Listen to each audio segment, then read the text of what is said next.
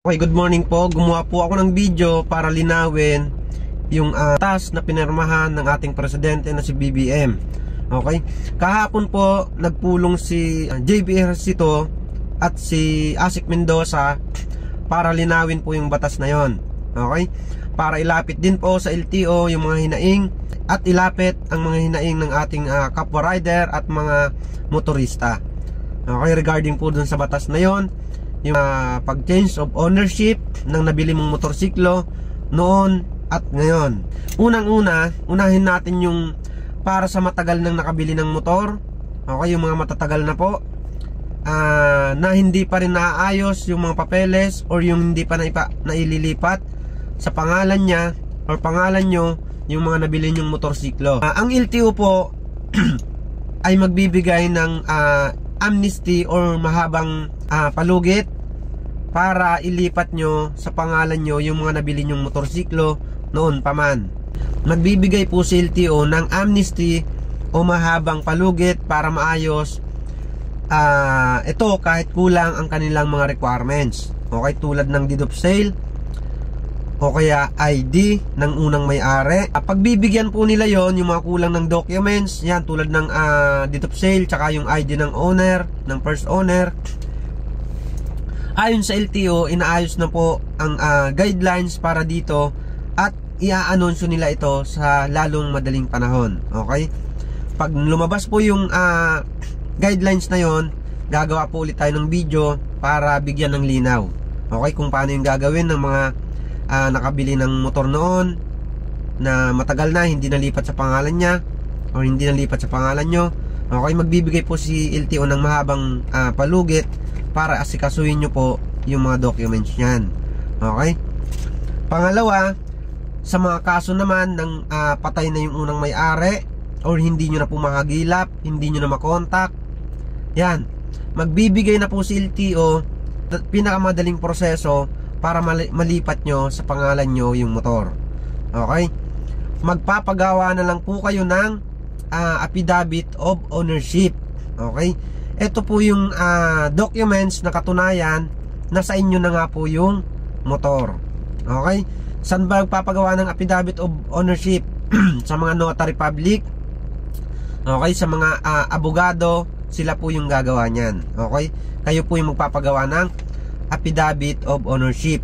Magdadala lamang po kayo ng documents na katunayan na sa inyo na nga po yung motor. Okay, mas maganda kung may naitago kang kasulatan na binili mo yung motor na yan kahit sa barangay, yan, pwede po yon. Dadalhin nyo po yan sa abogado para makapagpagawa po kayo ng affidavit of ownership. Okay, yun po yung pangalawa. Mas pinadali po yung LTO kasi kung maraming bumili ng motor noon na hindi naman nagawa ng deed of sale or nawala na yung ID, nawala yung deed of sale, yun na po yung papagawa nyo, affidavit of ownership. Pangatlo po, mas pinadali na ng LTO ang paglipat or pag-process ng documents ng change of ownership kasi pwede na po kayong mag-submit online. Okay, pwede nyo na pong ipasa online yung mga documents or yung requirements. Okay, i-upload nyo na lang po yan, pero maglalabas po si LTO kung sang system or san po kayo mag-upload ng mga requirements. Okay, kaya antabayanan po natin, abangan natin yung mga susunod na announces ni LTO. Ito pong online processing na to, pinadali po ito para hindi maabala yung mga rider, yung mga motorcycle taxi or yung mga delivery driver, para hindi na po kayo maabala pabalik-balik sa LTO. Okay, pupunta na lang po kayo sa LTO pag kukunin nyo na yung original na ORCR. Okay, at ipapasa nyo din yung original na ORCR nung una para palitan ng bagong papel na nakapangalan na sa inyo. Okay, mas pinadali na po ang pagproseso ng pag-change of ownership.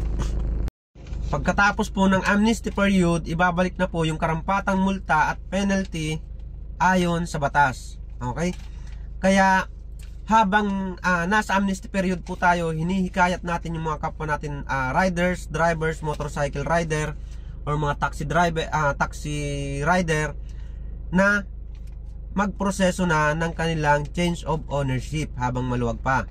Kasi pagka natapos po yung amnesty period na yon, ibabalik na po yung multa at penalty. Okay? Na naaayon po dun sa batas na pinirmahan ni BBM. Okay? Yung 5,000. Pag lumagpas ka sa 20 days na hindi mo na-process yan, meron na pong multa na 5,000. Okay? Para dun sa may-ari na nagbenta at dun din sa nakabili ng motor. Okay? Sana po nalinawan kayo. Maraming salamat. Okay? Abangan nyo lang po lagi yung mga video natin para updated tayo sa nilalabas ni LTO. Okay? Thank you.